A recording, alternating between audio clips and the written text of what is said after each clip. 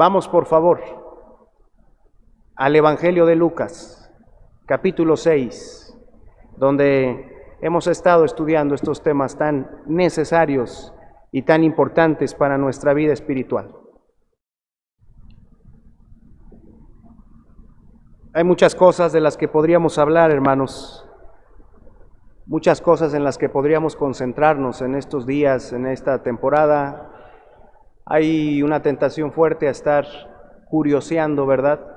No informándonos, sino curioseando de lo que está sucediendo en muchos lugares del mundo. Hay mucha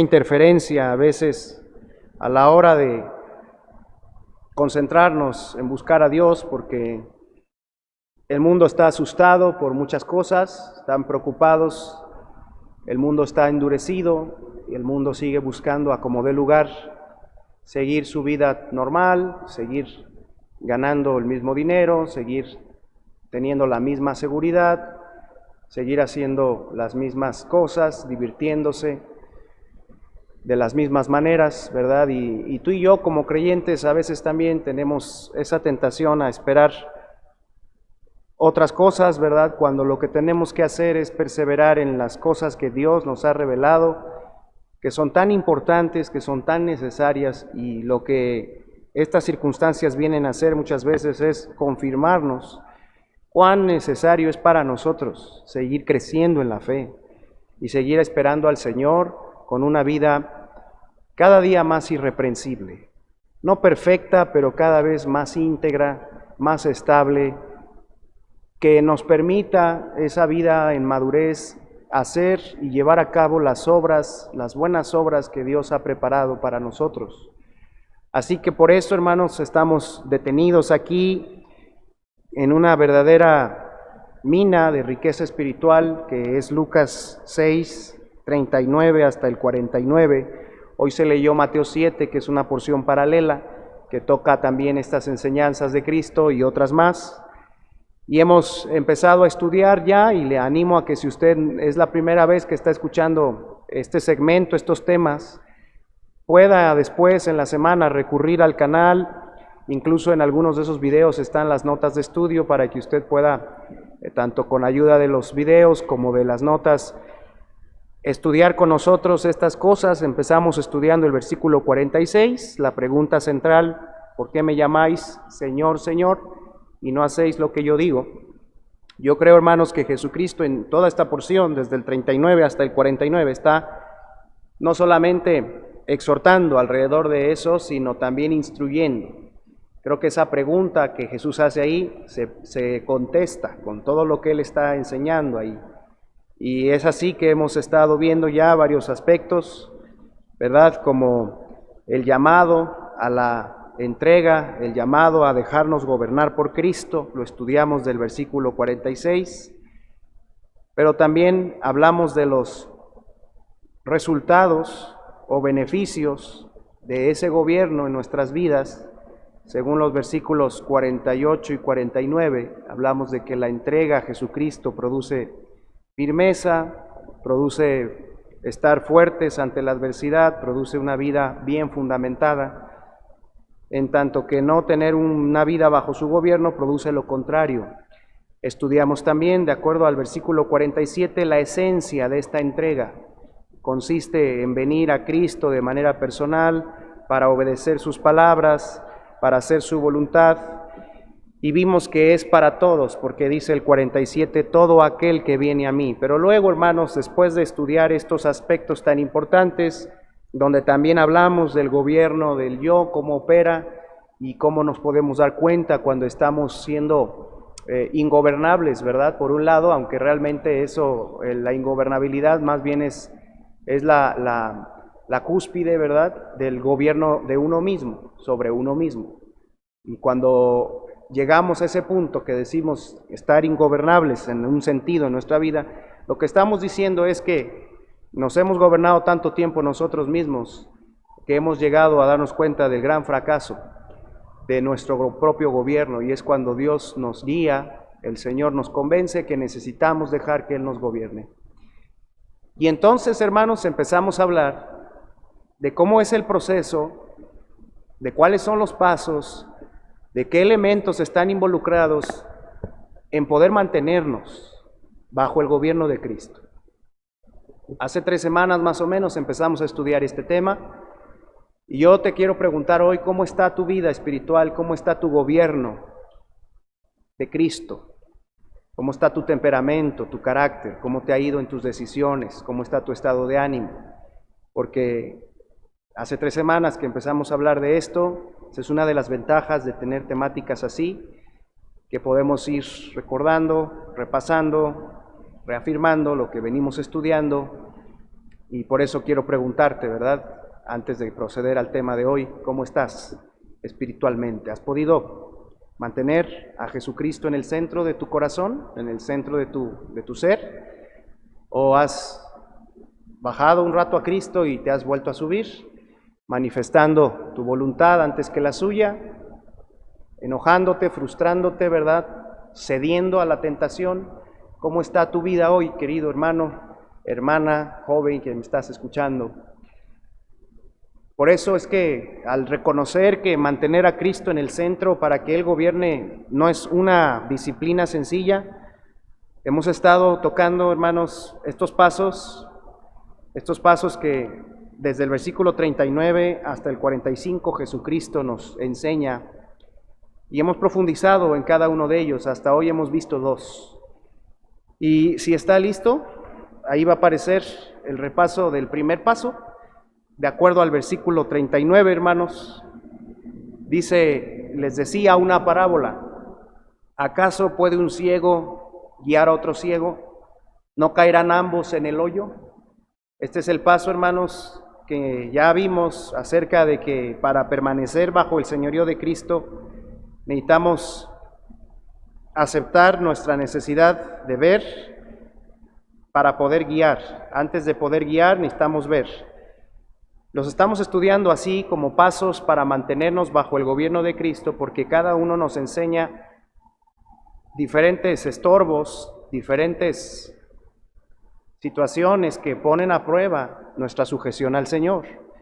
Y en este primer paso estudiamos, hermanos, cómo es que el querer guiar a otros sin primero nosotros reconocer nuestra necesidad, aceptar nuestra necesidad y por lo tanto estar cubriéndola en el Señor, nuestra necesidad de discernimiento va a estar estorbando constantemente nuestra entrega a Dios. Luego estudiamos el segundo, que aparece también allí, del versículo 40, el discípulo, dice, no es superior a su maestro, mas todo el que fuere perfeccionado será como su maestro. Este paso entonces fue el que vimos, que para permanecer bajo el señorío de Cristo teníamos que asumir nuestra posición de discípulos y seguir al Maestro para que Él nos perfeccione. Ahí estudiamos cómo es que nosotros somos aprendices, somos alumnos y tenemos al mejor Maestro, y si eso se nos olvida en algún tiempo de nuestra vida, por diferentes circunstancias y sobre todo por creer que ya no necesitamos o no podemos ser mejores, no podemos ser perfeccionados, entonces el señorío de Cristo se pausa y nosotros volvemos a gobernar nuestra vida. Y a veces pasan semanas, meses o años después de una rendición, ¿verdad?, para realmente dejarle el gobierno a Cristo, porque estamos aprendiendo de otros maestros, sobre todo creyendo que en nuestros propios consejos podemos ir saliendo adelante en nuestra vida. Así que estos 2 pasos los estudiamos ya, te animo a repasarlos y sobre todo estudiarlos si no los has estudiado. No son estos, hermanos, bíblicamente, no son temas sencillos, bíblicamente lo digo, no por como yo los presento, sino los asuntos no son sencillos, son profundos. Y aunque no son difíciles de entender, tienen mucho para aplicar. Si usted los repasa 2, 3 veces, Dios va a seguir ajustando cosas, si usted abre su corazón, ¿verdad? Por eso también gracias a Dios por estas herramientas de grabación, de transmisión que le animo a aprovechar. Quizás usted ya es una persona de edad, no está muy familiarizada con la tecnología, hágale la lucha. Pídale a su hijo, ¿verdad?, que le regale su pantalla. Pídale a su papá que le compre su computadora, ¿verdad? Yo le ofrendo, aunque sea un poquito. Haga la lucha. Pero si tú sí tienes la manera y a veces nada más por flojera, nada más pones la predicación mientras haces otras cosas y la oyes, yo te animo a que mejor arregles las cosas y te des el tiempo bien de sentarte a los pies del Señor, ¿verdad? Porque hermanos, este tiempo de distracciones, este tiempo de presiones, eso es uno de lo que está estorbando en nuestras vidas, la tentación a vivir distraídos. Así que qué bendición que podamos aprovechar esta hora, hermanos, para instruirnos. Paso número 3, versículos 41 y 42. La hipérbole de la paja y de la viga. La hipérbole de la paja y de la viga. Dice el versículo 41 y 42. Me ayudan a leerlos, por favor, hermanos. Son dos preguntas y una exhortación, ¿verdad? Estos versículos tienen dos preguntas y una exhortación. Dice así el maestro: ¿por qué miras la paja que está en el ojo de tu hermano y no echas de ver la viga que está en tu propio ojo? ¿O cómo puedes decir a tu hermano: hermano, déjame sacar la paja que está en tu ojo, no mirando tú la viga que está en el ojo tuyo? Hipócrita, saca primero la viga de tu propio ojo, y entonces verás bien para sacar la paja que está en el ojo de tu hermano. Esta hipérbole, hermanos, hipérbole quiere decir exageración. Una hipérbole es una exageración y vino a ser un método de enseñanza de Jesucristo, ¿verdad? Él, a través de estas exageraciones, que no fue la única que usó, no solamente le ha de haber sacado unas risas a los discípulos, ¿verdad? Sino que además no se les olvidó lo que les dijo. Esta hipérbole, hermanos, esta exageración, que es una figura didáctica, retórica, el Señor la dio para que entendiéramos este paso tan importante que nos permite mantenernos bajo el señorío de Cristo y que está expresado aquí en esta diapositiva. Para permanecer bajo el señorío de Jesucristo debo ocuparme con prioridad, en corregir mis propios errores. Repito, para permanecer bajo el señorío de Jesucristo debo ocuparme con prioridad en corregir mis propios errores. Usted puede ver ahí en esa imagen cómo es que hay un individuo queriendo quitarle una paja, una astilla, una basurita a un hombre, ¿verdad? A un amigo, tal vez sea su hijo, su hermano, su pariente. Le quiere quitar una diminuta astilla del ojo, pero él tiene en su cara no una astilla, sino un pedazo enorme de madera que no le permite ni siquiera ver. Esa es la exageración que hace Jesucristo en esta parábola, en esta hipérbole. Y es muy importante, hermanos, pensar en ella, porque Jesucristo nos la dejó por algo.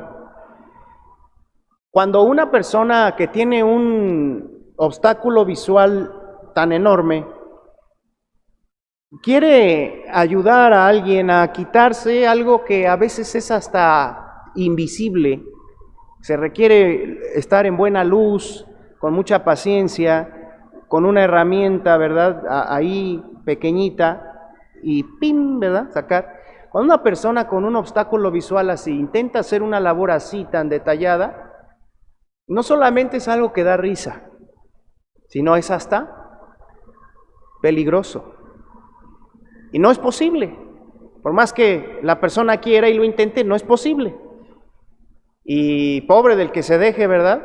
En el caso literal de la hipérbole, que alguien se meta su ojo con unas pinzas, teniendo un obstáculo visual en sus propios ojos, para intentar escarbarle y quitarle y liberarle de esa incomodidad. De manera que en esta hipérbole la paja es una astilla o una basurita que representa, hermanos, representa el error, el defecto, la imperfección que otra persona tiene y que lo está incomodando y que lo está estorbando para sentirse bien y ver y hacer su vida bien. ¿verdad? Porque si usted tiene una astilla en la mano, en el dedo, no se diga en el ojo, pocos son los que dicen, ya, con las horas se me va a quitar, ¿verdad? Y ahí está todo infectado después el dedo, ¿no? En general hacemos un alto y agarramos algo y damos tiempo y ya no lo quitamos, sobre todo en ciertas áreas, ¿no? Porque es muy incómodo. La paja, la astilla o basurita representa eso. La viga de esta hipérbole habla de una rama o polín y representa el error o el defecto propio que nos produce ceguera y que no nos permite ver bien. Y imagínense qué cómico se vería que del ojo de nosotros penda, ¿verdad? Un polín de esos de 1.20 o qué más, 2.40, ¿verdad? ¿5? Hay de 5 metros, imagínense. O una rama, ¿no? De árbol ahí creciendo, ya dando frutos y hasta manzanas, ¿no?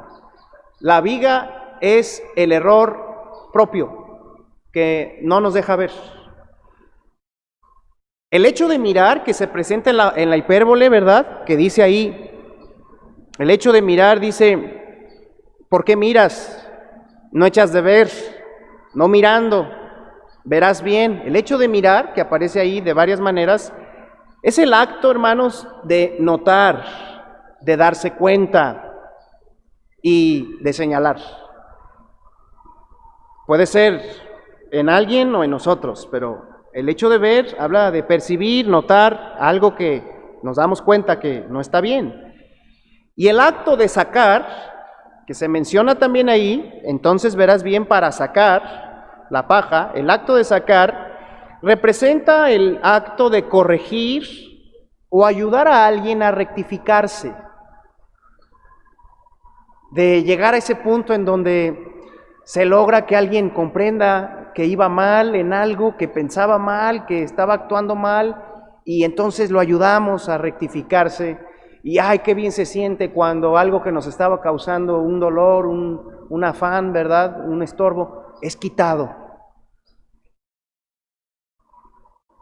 Hay una palabra que Jesucristo menciona ahí cuando ya va a exhortar después de la pregunta del 42, que también la usó mucho contra los fariseos, que es la palabra hipócrita. Esa palabra, de una manera literal, también se podría decir enmascarado, ¿verdad? Habla esa palabra de un actor que esconde su verdadera identidad detrás de una máscara. Habla de una falsedad. Así que está hablando de alguien que está haciendo algo como una máscara. Está llevando a cabo algo para cubrirse. Es muy interesante cómo Jesucristo aquí le llama al que trae la viga y quiere sacar la paja, le llama hipócrita, ¿verdad? Enmascarado. Y la expresión que está ahí, hermanos, muy importante también, no mirando, o verás bien, sugiere que una persona con una viga no tiene discernimiento, no tiene una perspectiva correcta, es incapaz de ayudar a alguien de manera eficaz, de manera correcta, porque todos podemos hacer nuestro intento de ayudar, pero a veces sale más caro el caldo que las albóndigas.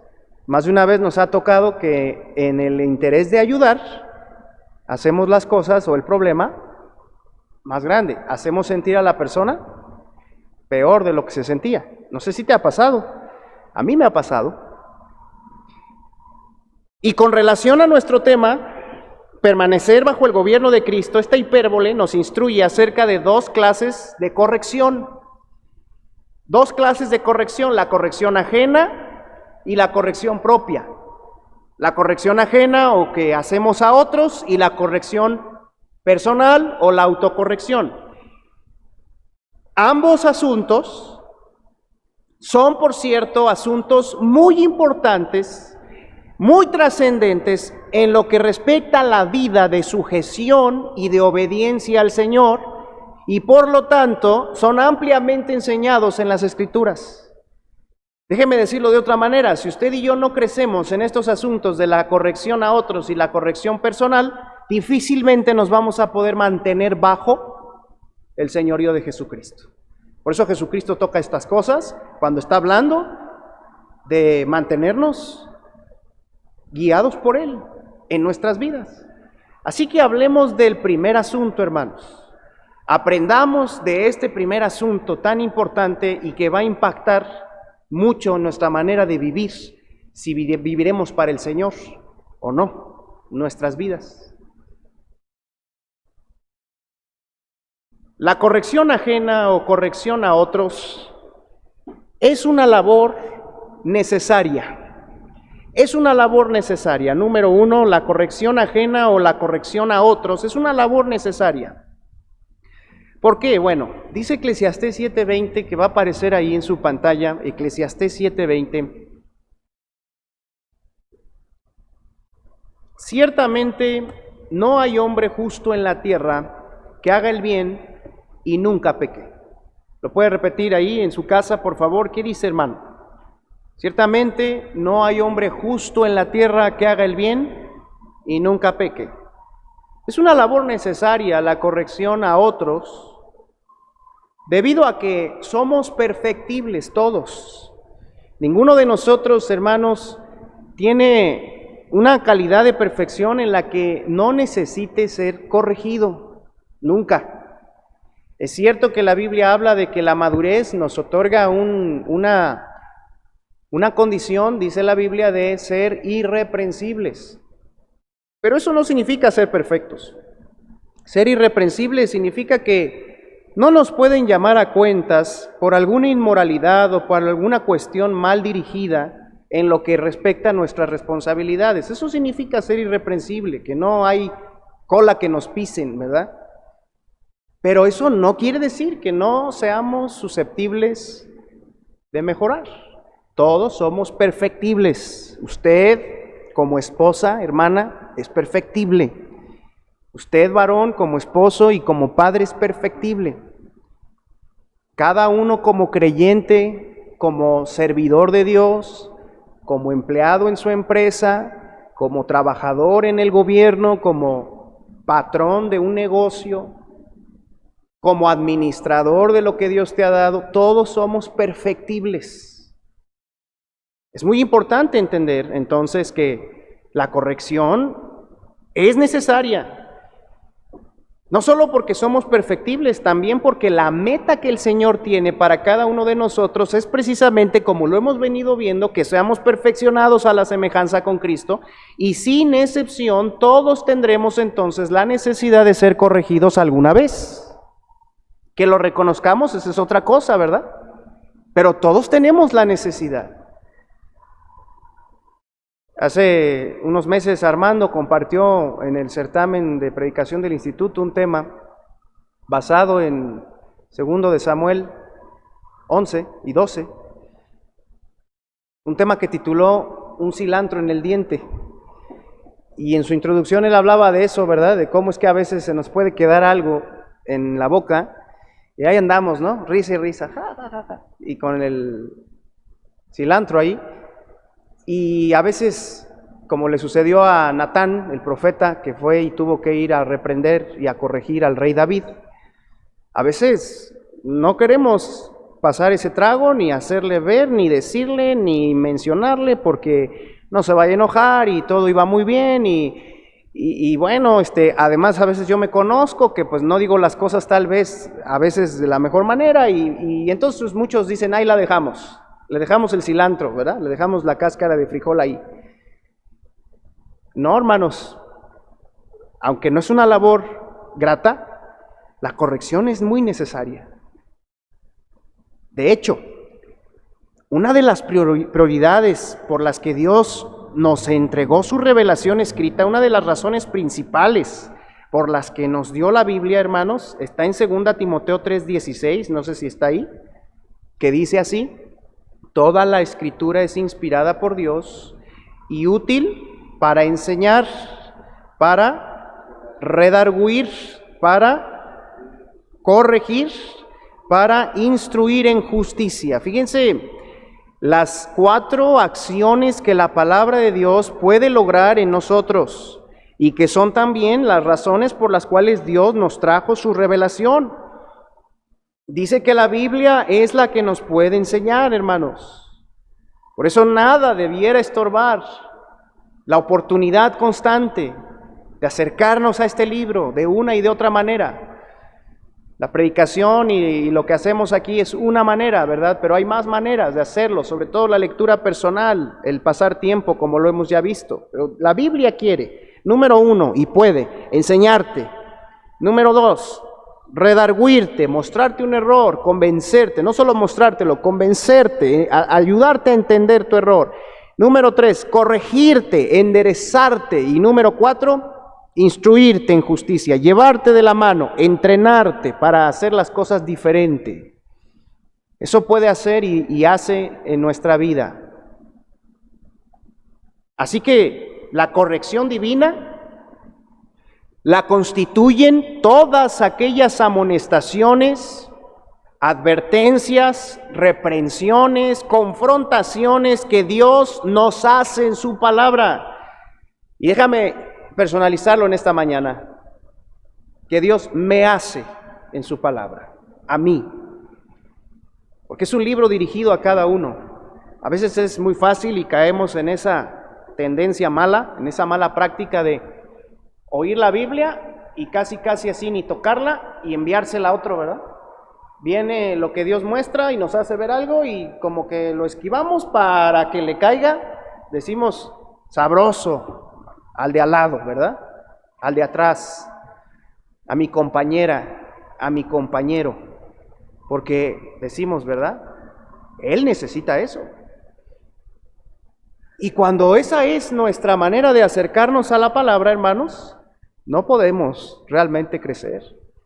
El Señor nos escribió un cúmulo de bellas exhortaciones, amonestaciones, reprensiones para hacernos ver cuando estamos mal, para ayudarnos a entender con amor y firmeza cuando estamos mal, estamos equivocados, porque Dios nos ama y su corrección, hermanos, está provista para enderezar nuestro camino y no cosechar las consecuencias y no destruir nuestra vida ni la de los demás, y sobre todo para que andemos en el camino de las bendiciones y de los propósitos de Dios y que se cumpla su voluntad en nosotros. Esa corrección también se dio a través de los muchos ejemplos de la vida de personas y creyentes que, queriendo hacer lo bueno, al final se equivocaron, que tomaron malas decisiones. Por eso Dios en su palabra es tan rico y tan abundante. Por eso están ahí las historias de Caín y Abel, la historia de Noé, la historia de Abraham, de Jacob, de Isaac, de Josué, el pecado de David y los aciertos de David. Por eso hay tantos ejemplos en la Biblia para amonestarnos y aprender en cabeza ajena, ser advertidos, ser corregidos. Mire lo que dice estas porciones acerca de esto, Proverbios 23, 19. Proverbios 23, 19 dice así: Oye, hijo mío, y sé sabio. Y luego, ¿qué dice, hermanos? Y endereza tu corazón al camino. Es un deseo de Dios y es una necesidad constante de cada uno de nosotros. Algunos tienen la idea de que se van a poder ir por la libre en el cristianismo sin confrontarse con sus errores. No es posible para nadie, menos para los que estamos al frente, porque si nosotros mismos, al frente de una familia, de una iglesia, de un grupo, si nosotros mismos no estamos velando por nosotros corregirnos, ¿tú crees que vamos a poder ver los errores de otros y ayudarlos? Imposible. Dice también el Salmo 19, ¿verdad? David oraba de esta manera. Salmo 19, 11. ¿Quién podrá entender si es ese, verdad? Gracias. El siervo es además amonestado con ellos, ¿verdad? Con los juicios de Dios. En guardarlos hay grande galardón. Qué bonito. ¿Quién podrá entender sus propios errores? Líbrame de los que me son ocultos. Ese texto ya no está ahí, pero mira cómo es que David admitía: tu siervo es además amonestado, en guardarlos hay grande galardón. Y en 1 Corintios 10 leemos acerca de la utilidad de los ejemplos bíblicos, y dice Corintios 10, 11 y 12, y estas cosas les acontecieron como ejemplo y están escritas para amonestarnos a nosotros, a quienes han alcanzado los fines de los siglos. Así que el que piensa estar firme, mire que no caiga, ¿verdad? Así que aquí tenemos, hermanos, algo muy importante de comprender, el hecho de que la corrección es necesaria. Ahora, también la corrección es una labor, número 2, es una labor ordenada y buena. Es un mandato, es una orden que Dios le da a sus hijos, el que practiquen la corrección mutua, porque es algo bueno. Le dijo Dios a Jeremías cuando lo llamó, Jeremías 1:5, fíjate lo que abarcaba el ministerio de Jeremías. Primero le dice que él lo formó en el vientre, lo conoció, mejor dicho, y lo dio como profeta a las naciones desde que él estaba en el vientre. Y luego viene en el 6 cómo es que Jeremías se resiste y pone sus excusas. Dios trata con él y le da instrucciones en el 7 y le da promesas de que iba a estar con él y lo iba a librar. Y entonces dice en el 9, y extendió Jehová su mano y tocó mi boca y me dijo Jehová, he aquí he puesto mis palabras en tu boca. Mira que te he puesto en este día sobre naciones y sobre reinos para arrancar y para destruir, para arruinar y para derribar, para edificar y para plantar. Fíjate el ministerio de este profeta, que quizás ninguno de nosotros ejercerá como él, porque eran otros tiempos, pero quiero que veas los aspectos de esta labor tan importante de ayuda que Dios quiere que hagamos sus hijos para con otros.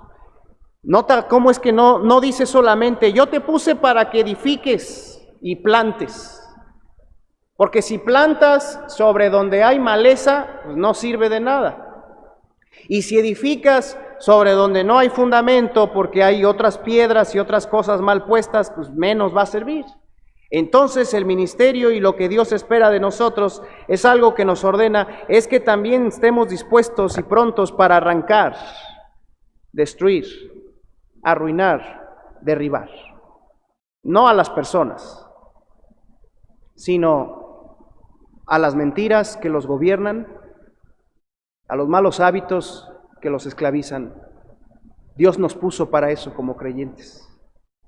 Si no entendemos eso y no nos hacemos creyentes de esto, hermanos, difícilmente vamos a poder y a querer vivir bajo el señorío de Cristo. Vamos a vivir, pues bien tranquilos, como si, pues no, ¿verdad? Todo el mundo ahí a mi alrededor, necesitado de dirección, de ayuda, de corrección, de consejo, y pues yo quién sabe cuándo me prepararé, cuándo asumiré mi labor por corregir. A veces ni a nuestros hijos queremos corregir. Dios ha dicho que esta labor es buena y es ordenada. Pablo la hacía, dice Hechos 20:31, que por 3 años no cesó de amonestar, dice el texto, con lágrimas a cada uno. Y en 2 de Pedro, este apóstol le dijo a la iglesia antes de morir, antes de ser recogido por Dios, que él volvía con otra carta, volvía a despertar su entendimiento con exhortación. Esa era la labor de los siervos fieles, hermanos. Eso es algo que Dios quiere que hagamos sus hijos también. ¿Por qué? Porque al hacerlo lo imitamos. Él es un Padre bueno que por amor evita, o por lo menos hace su parte para evitar que tú y yo nos endurezcamos y nos acomodemos en nuestros errores. Él busca la manera de que no nos quedemos como estamos, pensando igual, siendo los mismos, y ejerce su ministerio tan invaluable, hermanos, de disciplina. Dice Hebreos 12:5. Hebreos 12:5. Ahí está en pantalla también. Y ya habéis olvidado la exhortación que como a hijos se os dirige, diciendo: Hijo mío, no menosprecies la disciplina del Señor, ni desmayes cuando eres reprendido por Él, porque el Señor al que ama disciplina y azota a todo el que recibe por hijo. Y luego dice esta realidad también ahí, ¿verdad? En el 7, hermanos: si soportáis la disciplina, Dios os trata como a hijos. Porque ¿qué hijo es aquel a quien el Padre no disciplina? A ver, contestemos esa pregunta en nuestro corazón. ¿Qué hijo es el que después de un tiempo que nunca lo disciplinaron, qué hijo es? A sus 12, 15 o 18, a quien nunca le llamaron la atención, a quien nunca le confrontaron, a quien nunca le dijeron no, a quien nunca le prohibieron lo malo, ¿qué hijo es? Piénsalo. ¿No será por eso que algunos jóvenes hoy de 25, 30 años ni en la cárcel cambian? ¿Ni en un anexo cambian? ¿Ni después de 3 divorcios cambian? ¿Ni en el hospital postrados reconocen? ¿No tendrá su origen eso, hermanos? En que no se reconoció a tiempo que la disciplina era necesaria. Por eso es que principalmente a los padres Dios nos ordena amonestar y corregir a los hijos.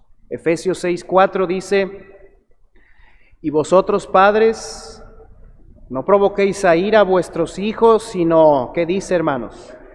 Criadlos en disciplina y amonestación del Señor. Esa es la materia prima del día a día de los padres, disciplina y amonestación del Señor. Si usted como papá, ¿verdad?, ha entendido que la disciplina debe venir cada vez que hagan algo gravísimo, está usted en un error, hermano. Esto es del día a día, de hora en hora, de momento en momento. Los hijos requieren eso, es una de sus necesidades básicas, así como el amor, así como la comida, así como otras cosas, ¿verdad? Los cuidados, la compañía, la alabanza, el estímulo. Algunos padres, ¿verdad?, podemos ser muy buenos para algunas de esas otras necesidades, pero en esta a veces nos quedamos a deber, nos quedamos cortos, y nuestros hijos, hermanos, nos lo van a demandar en su manera de ser y de vivir. Los padres, sobre todo, somos responsables de esto, ¿verdad? También Proverbios se cansa, Proverbios, de instarnos a esto. Dice Proverbios 13:24, dice: el que detiene el castigo, a su hijo aborrece, mas el que lo ama, desde temprano lo corrige.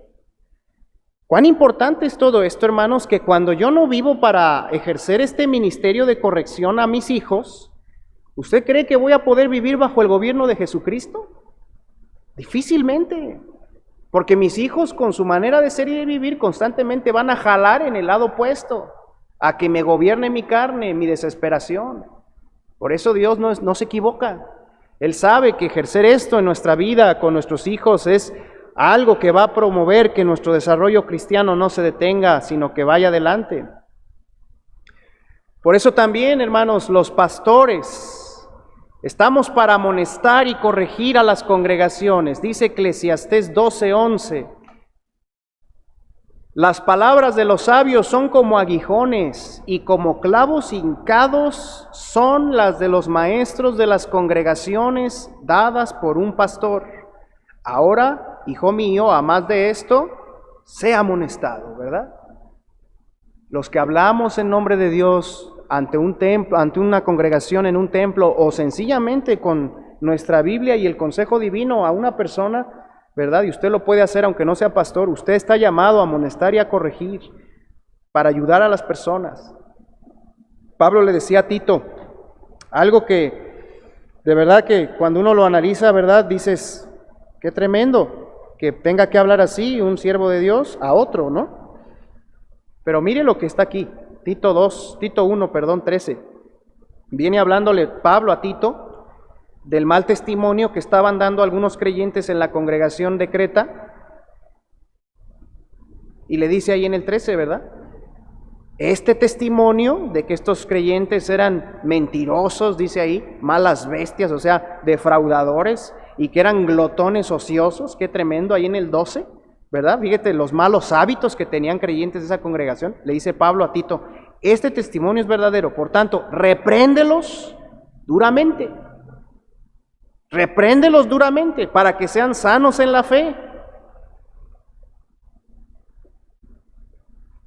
Y ahí en su Biblia, ¿verdad? Ahí en su Biblia busque, por favor, hermano, ahí en su Biblia busque 1 Timoteo 5. Primera Timoteo 5, le doy tiempo para que vaya y la saque, ¿verdad? A lo mejor ya nos hemos acostumbrado a ver los textos en pantalla y es una gran ayuda, yo creo. Yo me he puesto a ver algunos cultos también así en pantalla, me he puesto a pensar en ustedes y veo que por lo menos en los versículos se favorece un poco que se proyecten, pero hay algunos Dios nos los muestra durante, ¿verdad? Hay que buscarlos, hay que tener la Biblia ahí. Mira, 1 Timoteo 5, dice el 20, a los que persisten en pecar, repréndelos, y luego dice, delante de todos, para que los demás también teman. Eso lo tienen que hacer los pastores, pero también los padres, dependiendo los casos en los que nos toque entrar en acción. Y es por eso también, hermanos, mira Mateo 18:5, que a los mismos hermanos, a los mismos cristianos se les ordena practicar esto entre sí. Mateo 18:15, por tanto, si tu hermano peca contra ti, ve y repréndele. Estando tú y él solo, si te oyere has ganado a tu hermano. Qué bendición cuando no le sacamos la vuelta a este importante ministerio y por amor lo hacemos y el hermano nos oye. Porque además lo hicimos como Dios dice que lo hagamos y entonces nos escucha y lo ganamos y la relación se sana y las cosas siguen adelante. Este asunto, hermanos, es parte de la autoridad. Quiero enseñar esto muy importante que pocas veces enseñamos.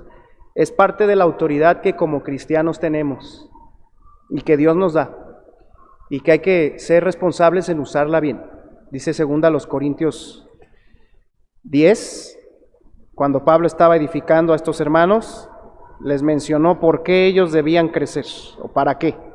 Dice el 6:10, estando prontos para castigar toda desobediencia cuando vuestra obediencia sea perfecta. O sea, les está diciendo, cuando ustedes obedezcan con estabilidad y vayan creciendo más, Dios espera que ustedes estén prontos, sean diligentes para corregir la desobediencia de otros, para ayudar a otros a crecer, a temer a Dios, a decidir bien.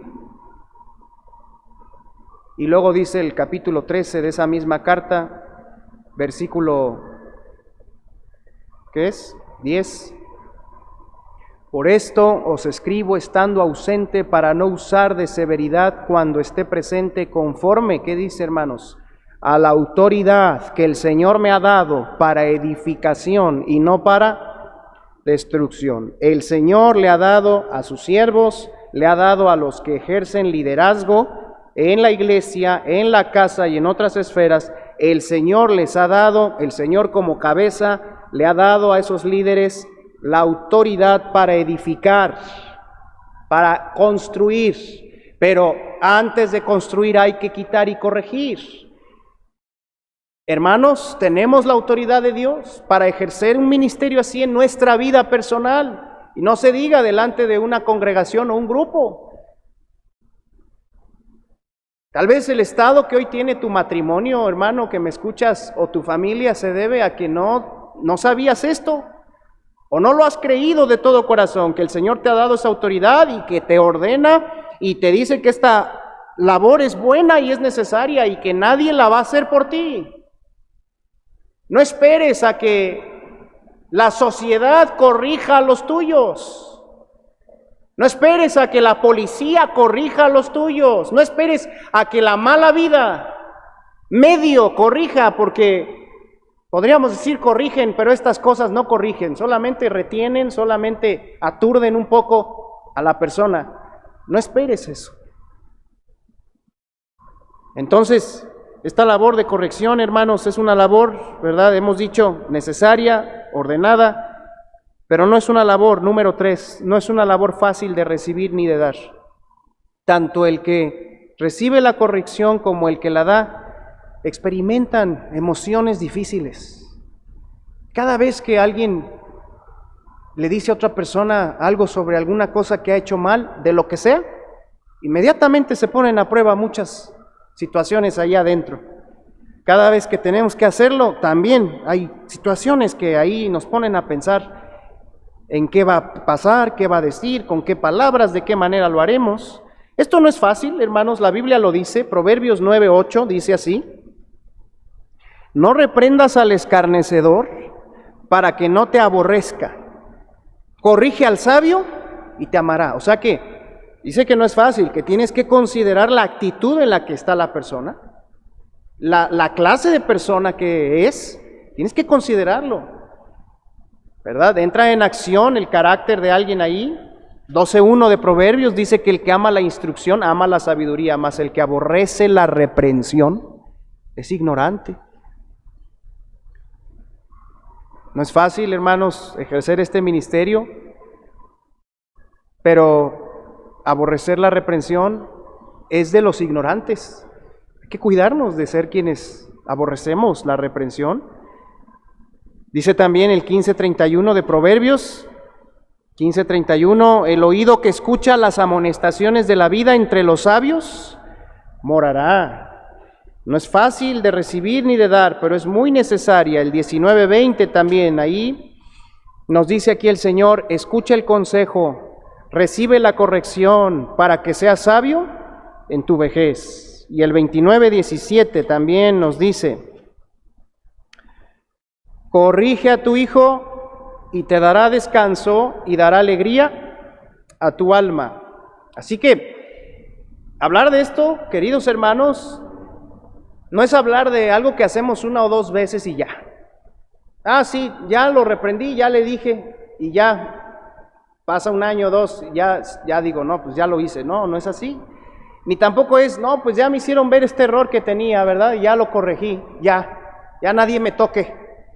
No, estos textos nos hacen ver que esto es una virtud, un estilo de vida, algo que debemos añadir a nuestra manera de ser personas corregibles y ser personas correctoras, ¿verdad? Pero en sabiduría.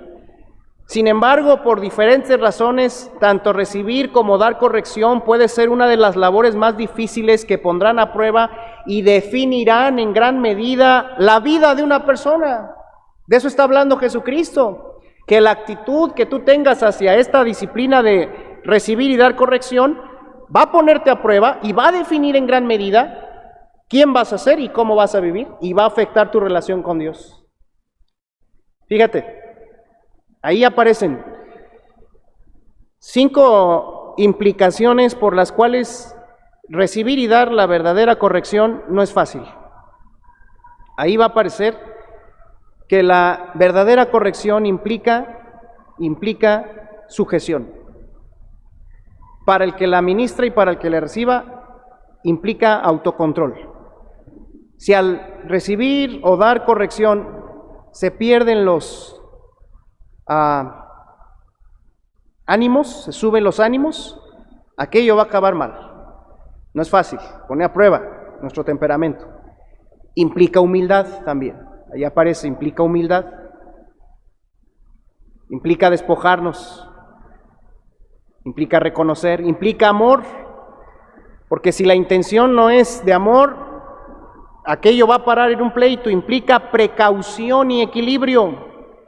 Precaución y equilibrio, ¿verdad? A veces es como acercarse a cortar una rosa llena de espinas en un rosal. Precaución. No, ¿cuál precaución? Yo digo lo que pienso. Ahí está, ¿verdad? Tan claro como el agua. Vamos a seguir igual de emproblemados porque no, yo soy así, a mí no me dicen y yo le digo. Y si así somos, está bien, es nuestra decisión, pero el gobierno de Cristo estará muy lejos de nosotros. Y no creceremos porque no queremos cederle al Señor esa área de nuestras vidas, de ser corregidos y de corregir a la manera de Dios. Implica también, en sexto lugar, implica sabiduría y madurez. O sea, ser personas que entienden lo que está pasando y que valoran los diferentes aspectos del asunto para poderlo hacer. Mira lo que dice acerca de esto, Gálatas 6:1. No sé si es el 1 o el 2, ¿verdad? A lo mejor les di el texto mal, pero el 1 es el 1, está bien, y está ahí el 1, ¿verdad? Hermanos, dice, Si alguno fuere sorprendido en alguna falta, vosotros que sois espirituales, restauradle con espíritu de mansedumbre, considerándote a ti mismo, no sea que tú también seas tentado.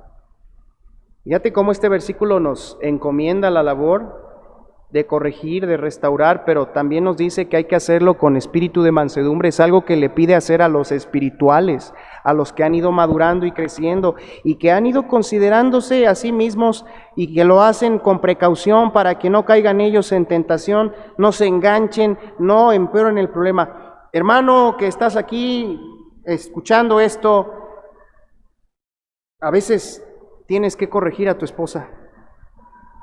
¿Qué resultado obtienes? Esposa, a veces tienes que llamarle la atención a tu esposo o a tus hijos. ¿Qué resultado obtienes? Porque del resultado que uno obtiene ahí, eso refleja muchas veces cómo lo estamos haciendo.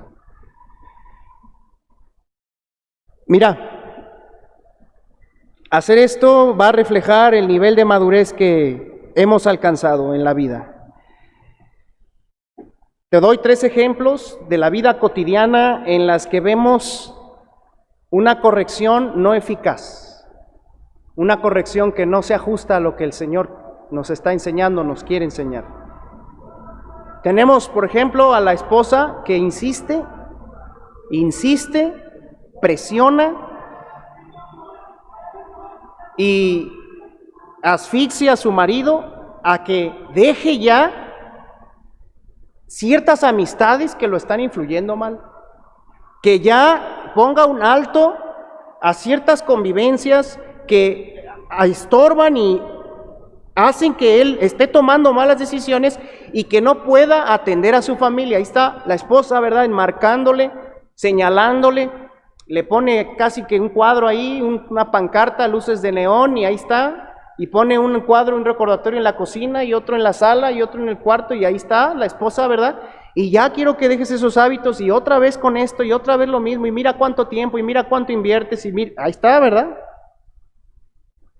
Pero ella no ve con los mismos ojos las largas pláticas que sostiene por WhatsApp con su familia y todo el tiempo que invierte hablando y viendo los memes, y viendo los mensajes, y usando tanto tiempo cuando su esposo no está, para hablar con familiares, amigos, de cosas muchas veces ya innecesarias, y todo ese tiempo reduce su atención de calidad a su casa, a su esposo, a sus hijos, de manera que al amonestar a su esposo, a veces él reacciona molesto, con indiferencia, pensando su esposo dentro de sí en los errores de ella, aunque no se los diga. La esposa no está viendo que, aunque no se trata de lo mismo, porque ella no está con malas amistades ni nada tan así, su viga no le permite ver y quiere corregir. ¿Y el esposo se corrige? No, hasta le da más duro, ¿verdad? Porque genera lo contrario. Luego tenemos a los papás que le ordenan a sus hijos constantemente: no peleen, trátense bien, ayúdense, cuídense. Oh, ya les dije, a ver, ¿qué pasó? Y ahí están los papás, ¿verdad?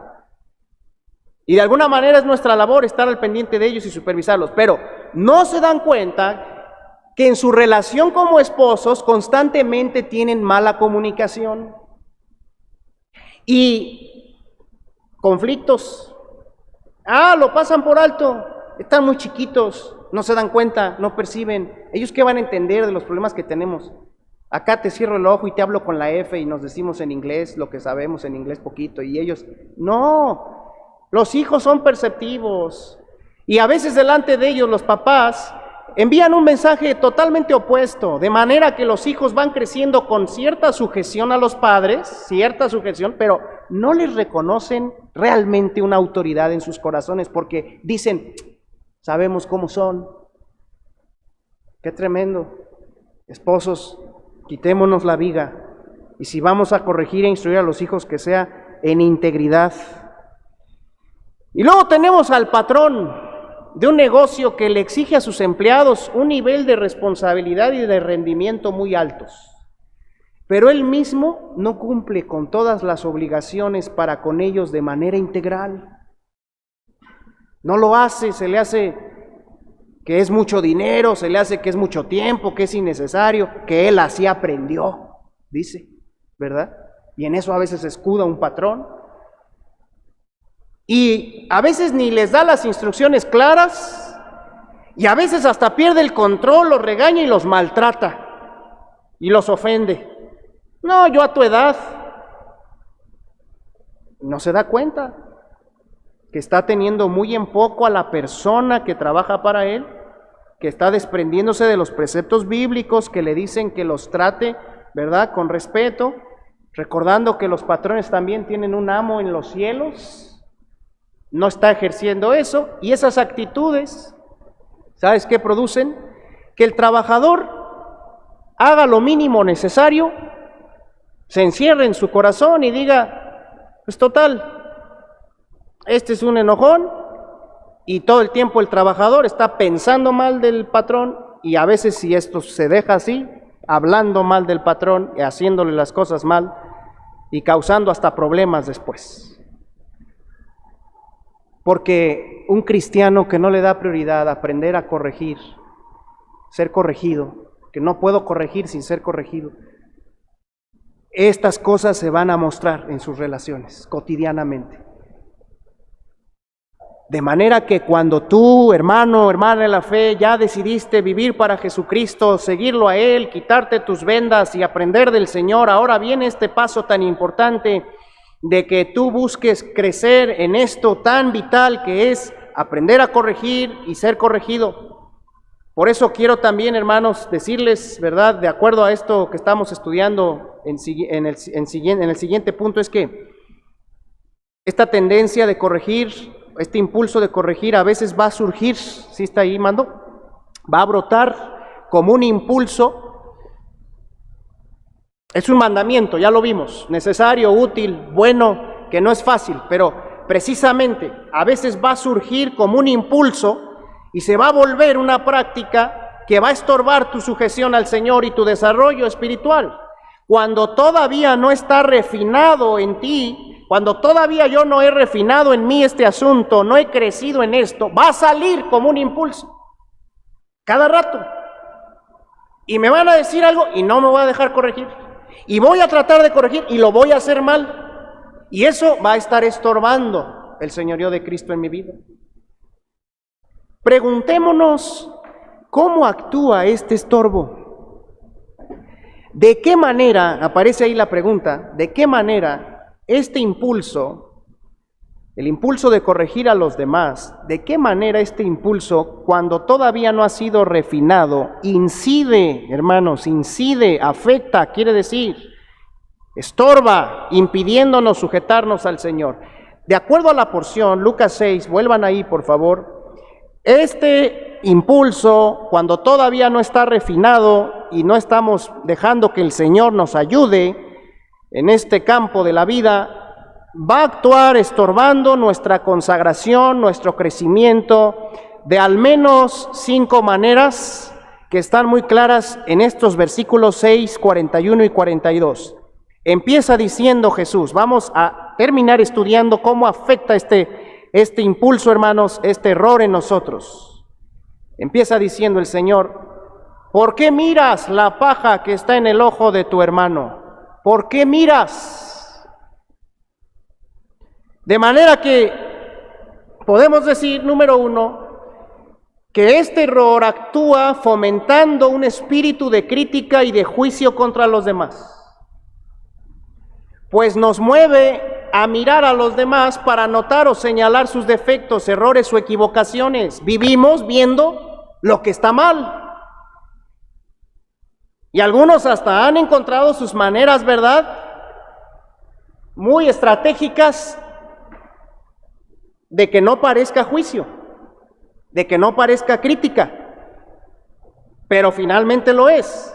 El punto es que en el corazón una persona que se ha dejado influir por esto, un creyente que se ha dejado influir por esto, vive al pendiente de cómo el otro no está haciendo, cumpliendo y viviendo como debería. Y brotan los errores, casi que vemos en blanco y negro a la persona, pero el error lo vemos a todo color, ¿verdad? Y somos un escáner de los demás, así influye, así afecta. De manera que llegamos a acostumbrarnos al paso de los años a hacer así como algo normal. Decimos, no, pues finalmente vivimos para ser mejores, ¿no? Tenemos que ver los errores. Pues sí, no, ¿verdad? Se vuelve en la manera de ser de aquel creyente, de aquella persona, y la define en su manera de tratar a los demás, de relacionarse con ellos, y le lleva a ser finalmente una persona dura, inmisericordia, incompasiva. Y cuando la gente percibe que alguien es así, esa persona se vuelve difícil de soportar, de tratar, y no percibe lo que está pasando. Y a veces esa persona sufre de la falta de relaciones más profundas y significativas, más íntimas. No sabe por qué, pero es por eso. Porque cuando se le han acercado otros o su misma familia, los repasa. ¿Cómo afecta esto nuestra entrega personal, hermanos? ¿Cómo afecta? Pues tomamos el papel de jueces, cuando solo uno es juez, el Señor. Y como vivimos ocupados en hallar y señalar los errores del otro, o por lo menos en evitar ser jueces, porque a veces, no sé si alguno de nosotros ha vivido eso, ¿verdad? Tiro por viaje, estamos batallando con eso, ya lo juzgué otra vez, ya lo critiqué, no debería, solo Dios es el juez. Y ahí estamos, ¿verdad? Batallando con eso. Y como vivimos ocupados en eso, entonces Dios no puede gobernarnos y hacer su obra en nosotros, porque lo primero que tiene que hacer es tratar con ese aspecto de nuestra vida, quebrantarlo, y no le estamos dando a Él todo el gobierno y no le estamos reconociendo como el único juez de toda la gente, sino que nosotros nos convertimos en los jueces de las personas. ¿Qué dice Santiago 4, 11 al 12? Acerca de esto, hermanos, ahí está, Santiago 4, 11 al 12, dice así: hermanos, no murmuréis los unos de los otros. El que murmura al hermano y juzga al hermano, murmura de la ley y juzga la ley. Pero si tú juzgas a la ley, no eres hacedor de la ley, sino juez. Y uno solo, dice, es dador de la ley, que puede salvar y perder. Pero tú, ¿quién eres para que juzgues a otro? Así que esta labor de corregir y ayudar nada tiene que ver con juzgar. Mateo 7 también dice ahí, 7, 1 y 2, no juzguéis para que no seáis juzgados. Porque con el juicio con que juzguéis, seréis juzgados, y con la medida con que medís, os será medido, ¿verdad? Algo que está muy de moda ahorita, ¿no? Que si traer cubreboca es bueno o no. Y ahí estamos juzgando al que se lo pone y al que no se lo pone, y al que trae careta y al que no, y al que trae guantes y al que no. Dejemos eso a un lado, hermanos. No nos llamó el Señor a juzgar.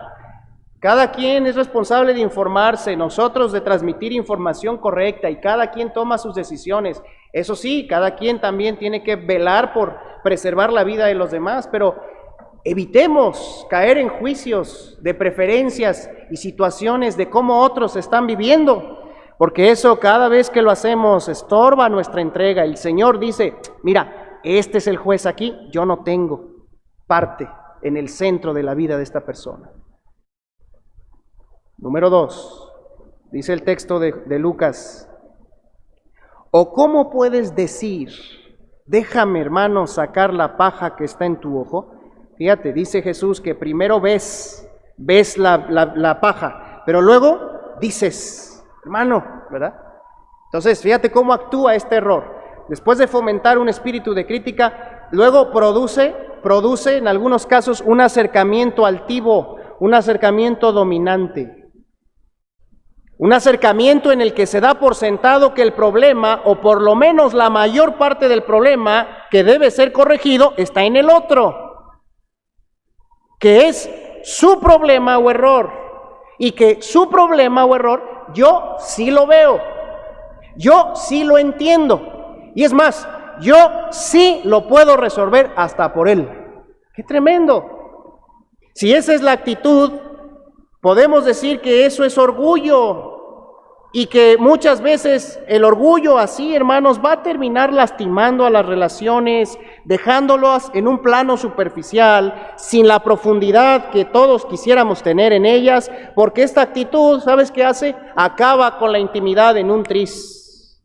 Cualquier relación es afectada cuando uno de los dos se ve como acá y al otro lo ve acá. No en vano Jesucristo le dijo a sus discípulos: miren, entre las naciones los gobernantes se jactan de tener poder y control. Entre ustedes no va a ser así. Si ustedes realmente quieren ayudar y servir a los demás, van a tener que bajarse a su nivel y aún más abajo para poder ganárselos y ayudarlos. Van a tener que tratar a esas personas bien. Tal vez tú, papá, has tenido muchos problemas para llegar hasta tus hijos porque los ves como unos latosos, rebeldes, inquietos.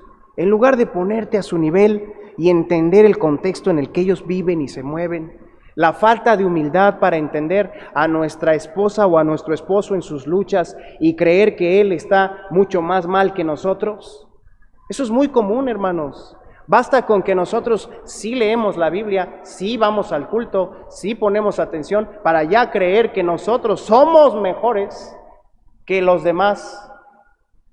Y aunque tal vez Dios es el único y Dios sí ve el punto de madurez al que va llegando cada creyente, a mí eso no me debería de estorbar para acercarme así como diciendo, pues yo soy el que te puedo ayudar a ti, pero yo no necesito ayuda, ni tú me puedes ayudar a mí. Afecta esto porque debido a los errores y pecados de los demás, yo permito a veces el orgullo, la altivez.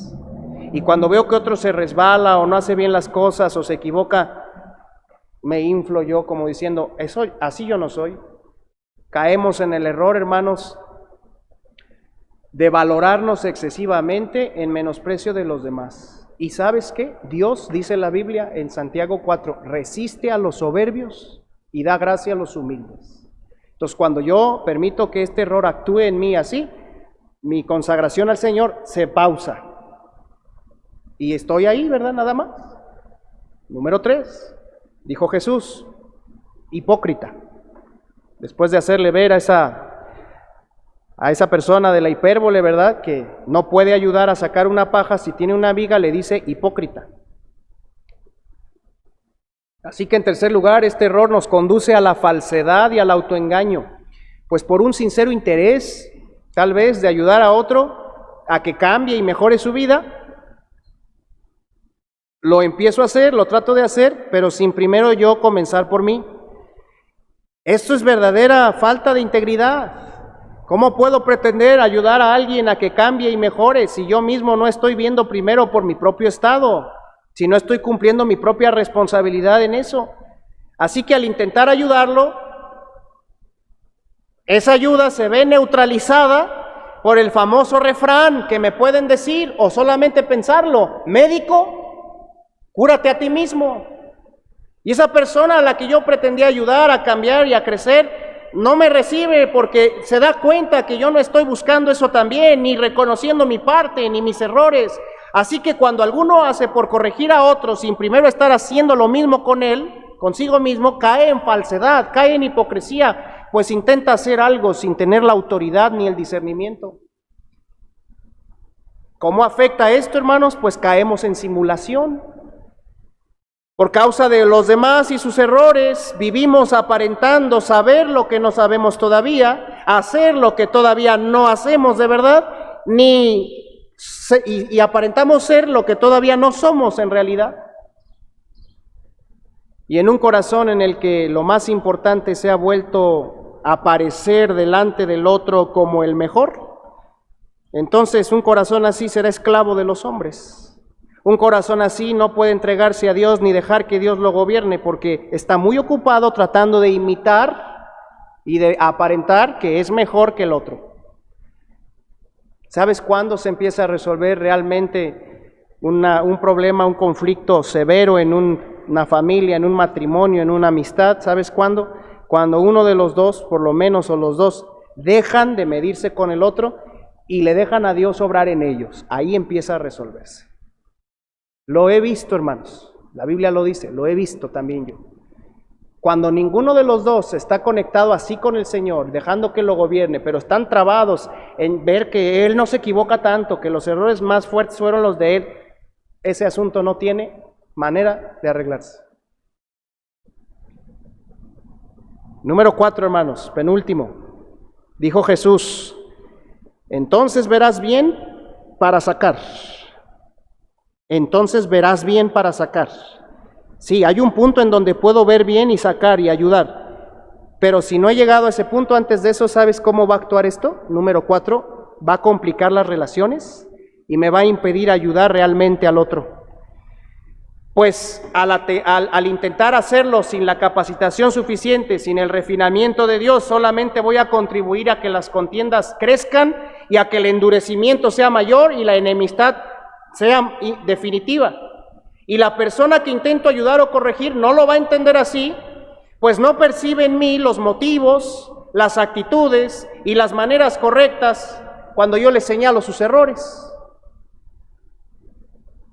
¿Cómo afecta esto? Pues cuando no veo bien y no puedo sacar la paja de otros como Dios lo haría, voy a enfrascarme en conflictos, en relaciones tormentosas, y esto me va a desgastar, como hoy mucha gente y cristianos viven desgastados y desgastándose, concentrados en sobrevivir a sus relaciones dramáticas, tormentosas, en defenderse, en salir bien librados, en no perder o perder lo mínimo necesario en las relaciones, en competir y ganar, y en buscar tener la razón. Y cuando estamos tan distraídos, tan fatigados, tratando de defender lo nuestro, camuflajeados de ayudar, Dios no puede controlarnos porque nuestra carne está reinando. Por eso, en algunas vidas se hace inevitable el rompimiento y la separación. Porque no hay la madurez que se requiere para realmente ayudarse el uno al otro. Joven, señorita, piensa bien en qué tiempo de tu vida vas a entablar una relación sentimental. Piénsalo bien. Porque una relación sentimental, en el caso ideal, es para quienes están suficientemente maduros para llegar a aportar, a dar. Y lo que le ha pasado a muchos es que se vinculan tan pronto, que la relación lleva su ritmo y genera sus necesidades, y la madurez todavía iba muy lenta de alguno de ellos. Y por más que uno quiera, y por más que se ore a veces, y por más que Dios quiera, la madurez no alcanza. Y la relación es dolorosa, dañina y se pierde.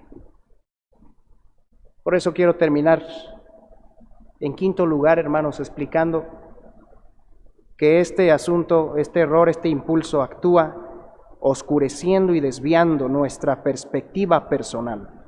Dice Jesús: ¿por qué miras la paja del ojo de tu hermano y no echas de ver la viga que está en tu propio ojo? No echas de ver, o sea, ¿por qué has perdido la capacidad de verte a ti mismo?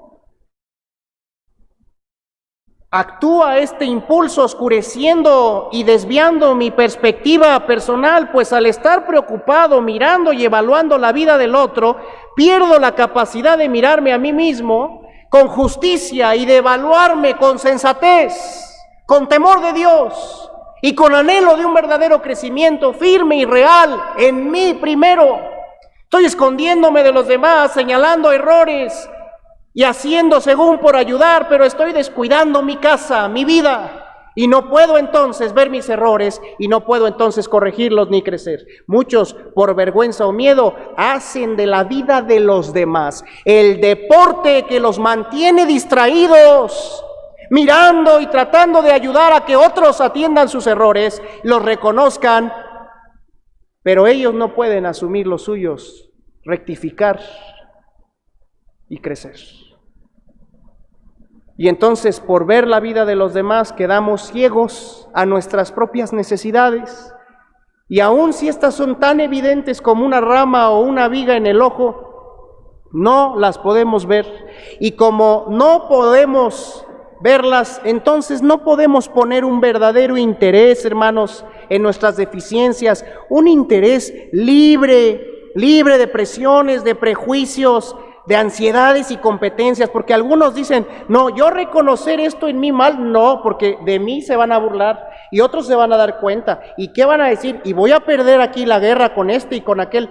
Y están muy trabados y no pueden dar verdadero interés, tiempo, y no pueden estudiar la Biblia para ellos mismos. Por eso no la abren,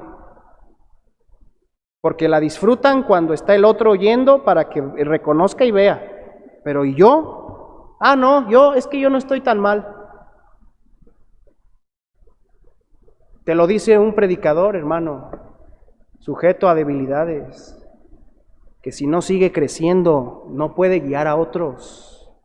Te lo dice alguien que tiene que reconocer sus errores y buscarle y pedirle a Dios dirección. Por eso, hermanos, si vamos a ser cristianos sometidos al gobierno de Jesucristo y en crecimiento, este pasaje que estamos estudiando no solo nos enseña cómo actúa este impulso de ayudar sin estar refinados nosotros primero, sino que también enseña la manera de hacerlo. Y es precisamente priorizando y persistiendo en la práctica de autocorregirnos. Y de eso vamos a hablar en la tarde. Y vamos a completar este estudio, hermanos, en la tarde. Le animo, como le he animado en estos últimos domingos, a que haga lo posible por estar, por conectarse, por estudiar con nosotros la otra parte tan importante de este paso 3. Y si por algo no lo logra, vuelva después al video y estúdielo. Comprenda más de lo que Dios quiere para su vida. Aparece un ejercicio en pantalla, hermanos, para nuestra aplicación personal. Necesito abandonar la práctica de corregir a otros a mi manera. Repito, necesito abandonar la práctica de corregir a otros a mi manera.